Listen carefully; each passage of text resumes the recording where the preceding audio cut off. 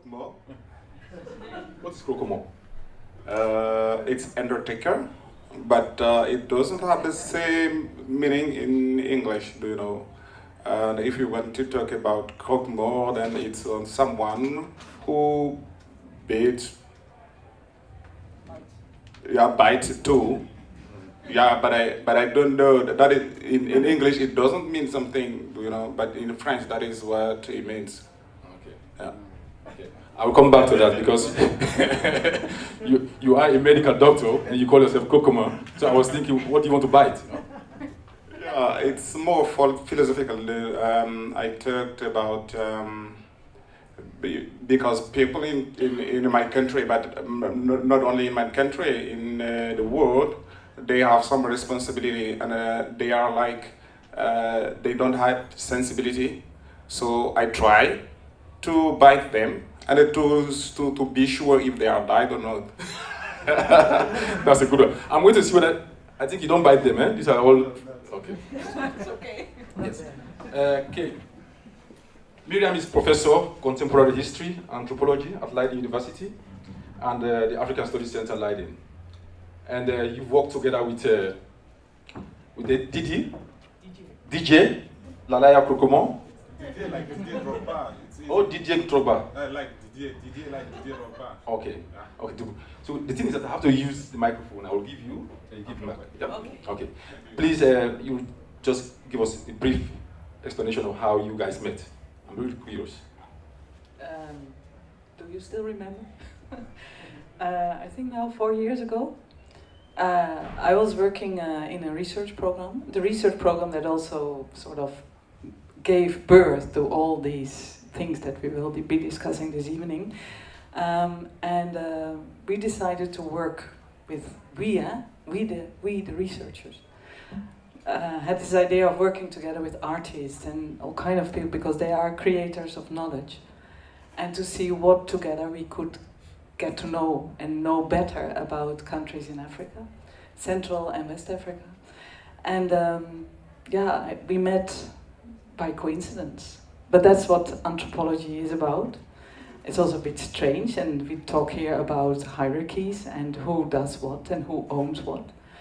And I felt uncomfortable in that situation. So I thought, well, let's try to make a real co-creation by inviting Croque-Mort to join a project of a documentary.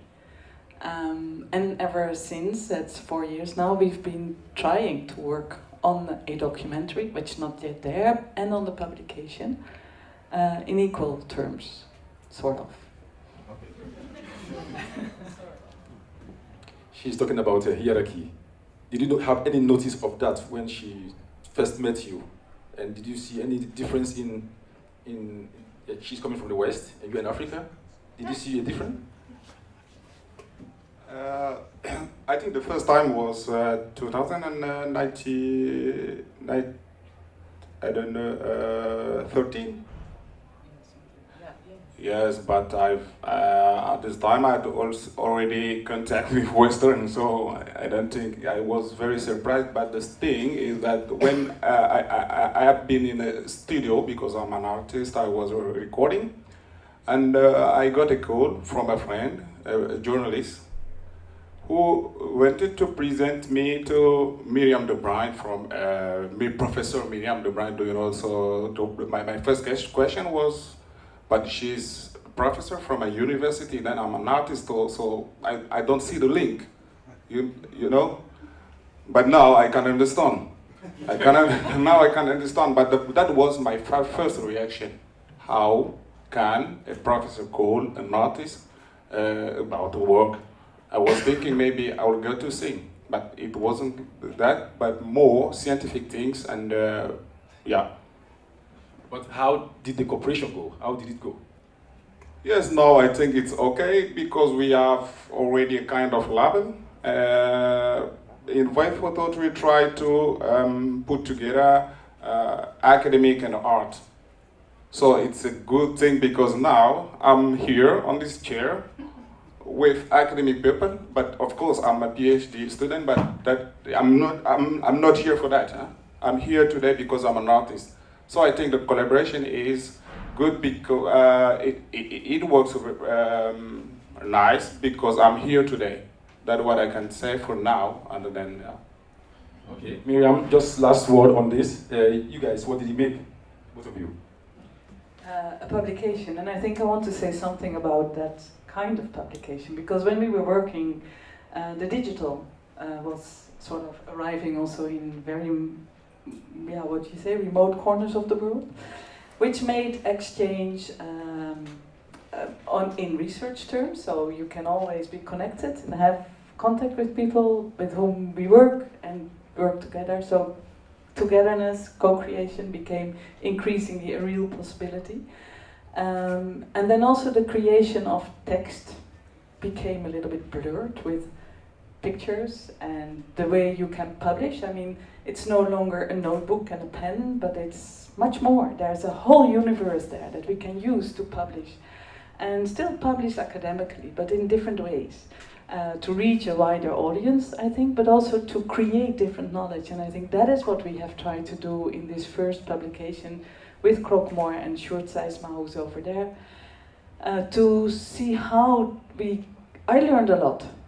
I thought I already knew something of Cha, but I think I didn't know that much. So working together and really respecting the other and getting words from the other and pictures and film and video and interviews on the net as a creation of academic work, I think that is quite useful, and yeah, I think it has its merits. Yeah. Okay.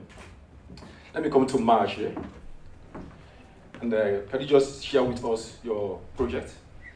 Yes, I first learned of Miriam's project, and I was inspired by that because I thought, how incredible is it if you publish academically, but you can really make those voices heard, right? It was about voices, critical voices, speaking out against, social problems, political problems. And as a historian, I thought, I'm studying people who've been dead for a long time now. But I'm also studying people who were critical of the powers that be, who also spoke truth to power, right? Who did the same thing. How can we make their voices heard today? And how can we make their story more alive to people? How can the story speak to us in a new way? And because Miriam had experimented with merging art and academic, knowledge, I was thinking, well, maybe it would be really great to also try to tell the story again, but then invite maybe an artist to give another perspective and to maybe make the voice of the dead people heard in a new way. The project I did is about, so my own part of the article I co-authored with Anne Lot Hoek. Our project is about people who were critical of the colonial regime, the Dutch regime in current Indonesia, in the 19th and 20th century. And I started off with the 19th century element of it, so that was the story of Willem Bos, who was a bit like Multatuli, critical of the Dutch government, and whose story is not known at all. So my inspiration was to make his story better known and to make him seen and heard and to maybe use him as an inspiration. And then I invited Ernst Jans to maybe be the voice of Willem Bos as an artist, to maybe write a song, and he did, and we'll hear the song tonight as well. And this was very new to me, and very exciting and very strange, and so it's been an experiment for all of us involved, for all the co-creators, Sjoerd as well, and Ernst and Anne Lot and me. So yeah, it's been quite an interesting experiment. Anne Lot, I read something about that this topic is very sensitive, and I was shocked. I said, what is now sensitive about decolonization of knowledge? But what do you mean with sensitive? That topic is sensitive topic about In the Netherlands, you in mean? Indonesia, yeah. In Indonesia or in the Netherlands? Both. Ooh, yeah, it's a sensitive topic in the sense that it's a topic that is being widely debated at this moment in the Netherlands, a little less in Indonesia. at this moment, Indonesia and the Netherlands are trying to connect in terms of research in a broader project that is sponsored by the Dutch government. And in that project, yeah, you can see some of the sensitivities coming up. For instance, I've just been to Yogyakarta with the Dutch research team discussing with Indonesian historians about how to bring this history together. And of course, an example is the word decolonization. For us, it's a very normal word, and in Indonesia, they don't really understand the word decolonization. They say decolonization, what do you Dutch people mean with decolonization? Because 17 August 1945, 17 August 1945 is when Indonesia became independent. And so if you talk about decolonization, what do you mean? Because for us, it doesn't have any meaning.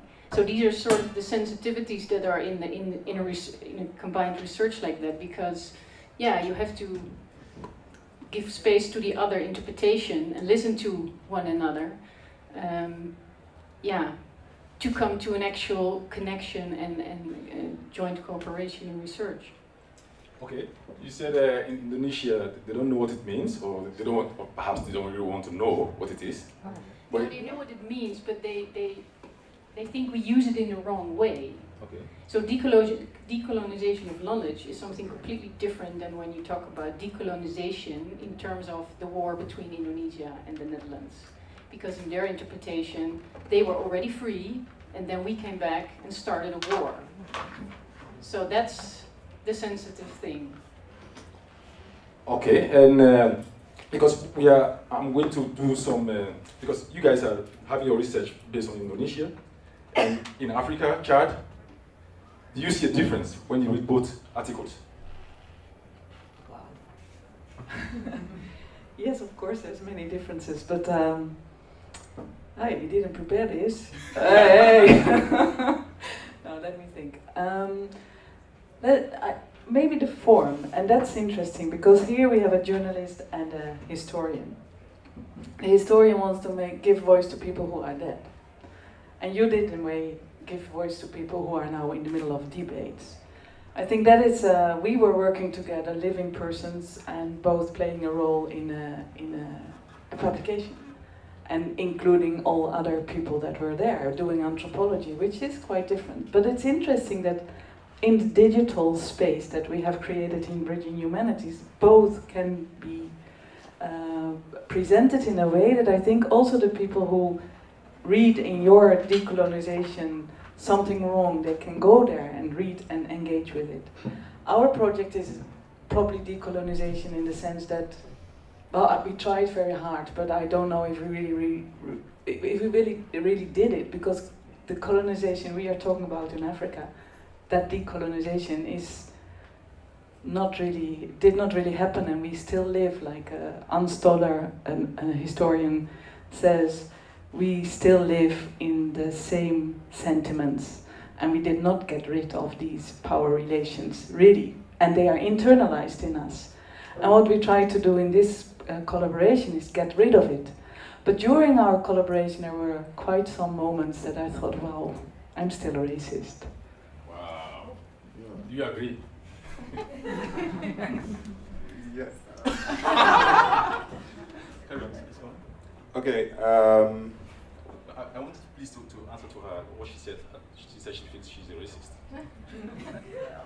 Yes. Oh. I say yes because racism is not a problem, a kind of problem of the color of skin, do you know? Because now if you ask some people in the street, they will say they are not racist. But racism is a feeling, I think. It's a feeling and it's a way to see something. It's not like when people say, I don't like black people, that is not racism. That is, in French we say, des goûts et des couleurs, il ne faut pas en discuter. Then you can like a color or not. That is your freedom to like a black color, blue or white. But racism is when you don't know that you are acting like a racist. That is racist. Now, Miriam, what did the role of digital plays in this whole story?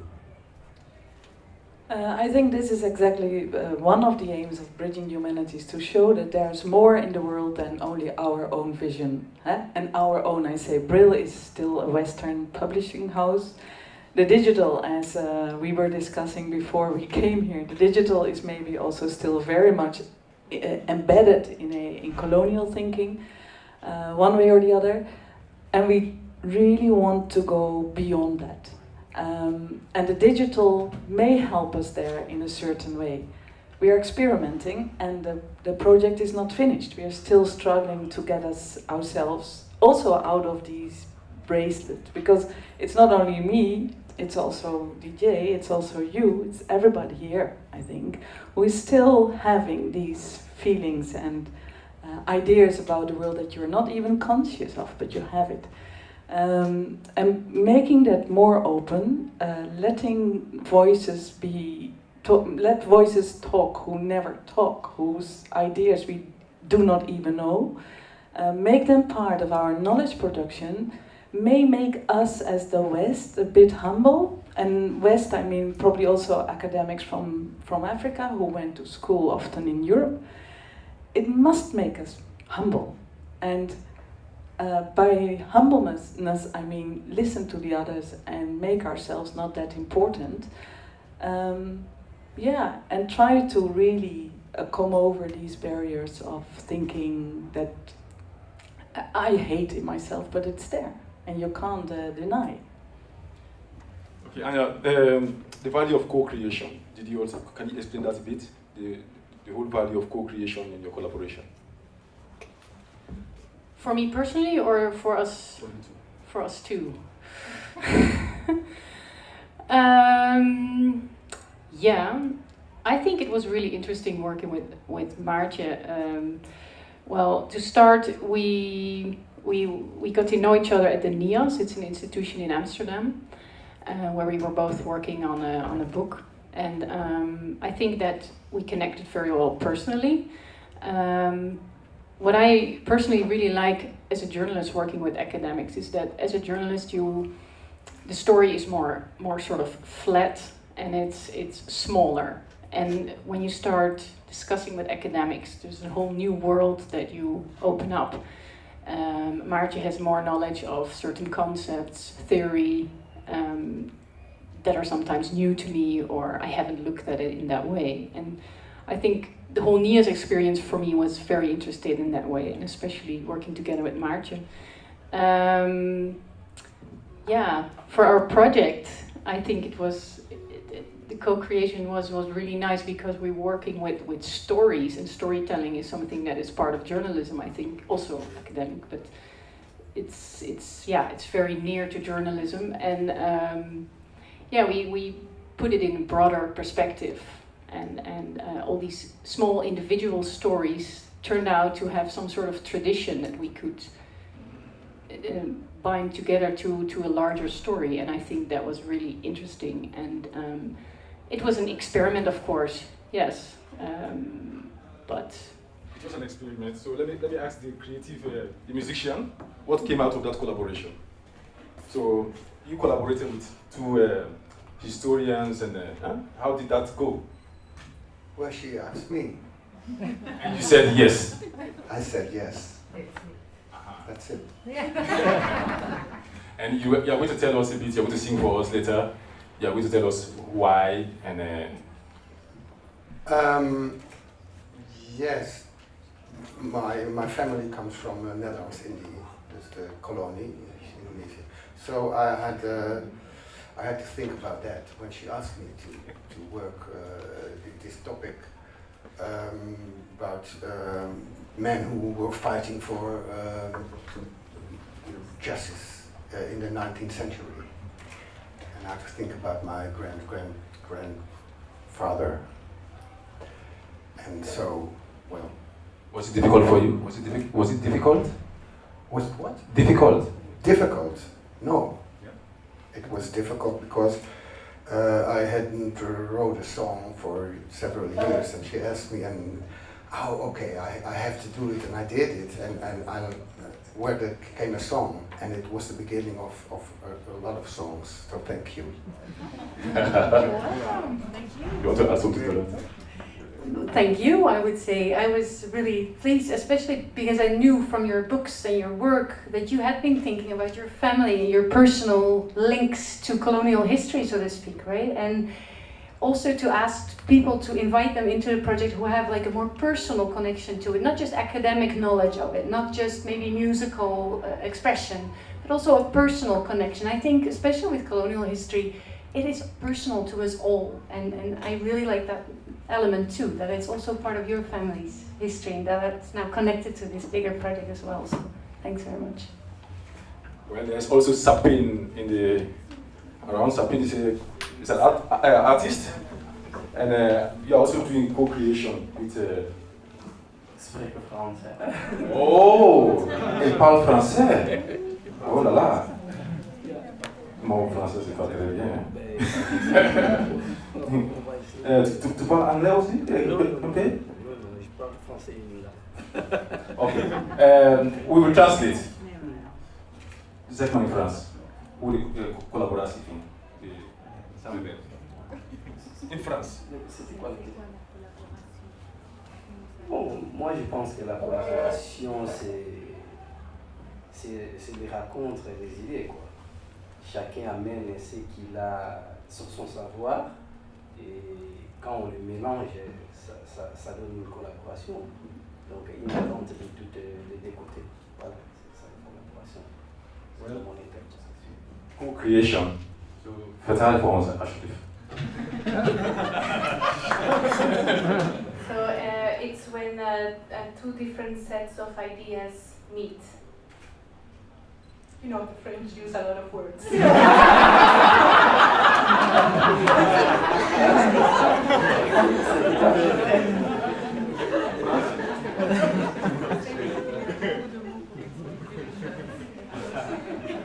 Donc là, je continue à expliquer la co-création. Ben, c'est ça que je viens de dire. Chacun amène son savoir, sa connaissance, et on les travaille ensemble, et c'est ça qu'on appelle la co-création, quoi. Par exemple, c'est ce que je viens de faire. J'ai fait des travaux comme ça plusieurs fois avec des différentes personnes, les anthropologues, les chercheurs, les historiens. Je présente mon travail artistique à travers les recherches, quoi. Ils ont mis les recherches en écrivant, en pensant, et puis moi, je les représente dans les images. Donc voilà. I think he said more than just one word. So yeah, and he said that in the past he worked a few times with historians, anthropologists, and researchers, and that what the researchers try to investigate, he actually tries to as well represent, not in words but in images. So image making, he's a painter and a drawer, is also a way to do research. His work is still to be seen at the kids at the university in Leiden, right? Yeah. I saw them, they are wonderful, great. Thank you. And I would like to know if there are questions for this for the guest. Are there questions before we go to the next before we go to the music? Is there anybody who want to ask a question? Yep.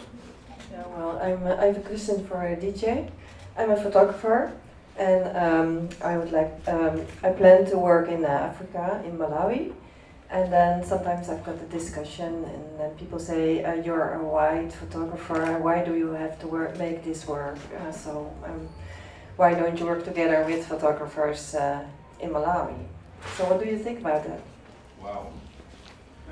Yes. She wants to go to work to Africa, and mostly when she will come there, they will say she's white. Why don't she work together with an African? Co-creation. but I really don't know where is the question exactly. If you mean, Don't you think that I must leave this project which I want to do? It doesn't matter what is the project, but that I take the work from the African photographer, so that I should let the African photographer be part of my projects, instead of me as a Dutch photographer being white, rich photographer and make the work. yes, but also I don't know what is life in Malawi. You know, I can talk about Chad Okay. because there is no Okay, Africa. for I your think. country, Yes. Suppose I want to do a project In Chad. in Chad. Yes, but that What do is you not. think? There she comes and she doesn't know about my country and Yes, you can do a project, but I think it's not only in Chad. Even me, if I want to do a project here in the Netherlands, then I need Dutch people in my team. So I think it's better if, and that is a benefit for you, because if you have a team that know the ground very well, that is nice. You can see here on television people say it's a specialist of Africa. That is not possible. There is no specialist of Africa. There is no specialist of something. But if you can work with a local team, that I think is a good thing. So it's not because you are white and you need people from now. It's normal, I think. Okay, thank you very much. Are you satisfied with this answer? Okay, thank you. We are going to music, right? You have a question. Something to add a little bit on why we invited Sapin to say something. Because Sapin worked with students at the University of Leiden. And in working with them, he made a beautiful drawing which is now to be seen in the University of Leiden. We will publish it also on the platform and work with new students on that.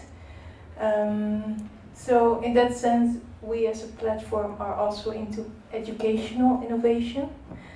And yeah, I just wanted to say that Sapin was open for this collaboration, and a beautiful artwork came out of that. And it's presented on the website. So, but yeah. Yes. Thank you. You have a question? Yes, I have a question for Miriam. I was wondering, decolonization of knowledge, for me it means also a different way of publishing, right? Not only written articles in peer-reviewed journals, but other ways, other media basically.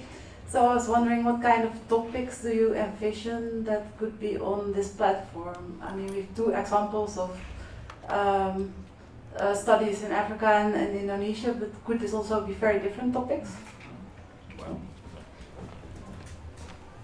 Yeah, thanks for that question. I think we have one central notion, it's biographies. And but a biography can be written about institutions, about people, about everything. You can also write a biography about a bacteria. So we invite all disciplines, and if possible also a bit interdisciplinary, to think about how to translate research in collaboration with other knowledge producers into a readable, visible, audio experience instead of just a text. So you're very free to come up with all kind of ideas, yes. And one thing is, it's interesting because we work in this world of hierarchies. The university and academia is very much A journals, B journals not good enough, books are not written anymore because you don't get points. I'm completely against that.